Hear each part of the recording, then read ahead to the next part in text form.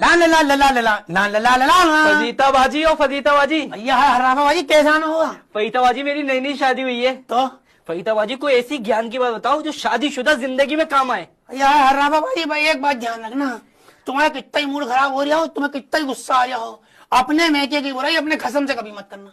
हाँ, तुम्हें अपने भाई की बात बुरी लग जाए, अपने अब्बा की बात बुरी लग जाए, अपनी बहनों की बात बुरी लग जाए, अपने खसम को मत बताना। ये खसम चुपचानी सुन तो लेते हैं, लेकिन 2-4-6 महीने बाद लड़ाई हो जाए ना, चुन चुन के ताने मारते हैं, चुन चुन के ताने मारते हैं। हमें कह रही है तेरा बाप तो तुझे कुछ समझता ही नहीं, तेरे भाई तुझे कुछ समझता नहीं, तेरी बहनें तो ऐसा यूं करती है, फलाना दिमाग। ये चांटे बहुत तेज होते हैं खसम। हाँ, इनसे मत करियो बुराई।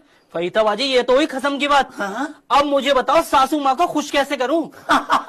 तू सासू माँ को खुश करेगी? तू हजारों सालों से हम बहू है अपना जिस्म फड़वाकर इन सासों के वंश को आगे बढ़ा रही हैं, उसके बाद भी सांस की सुई एक ही जगह अटकी है। अरे लड़का होता तो मजा आ जाता।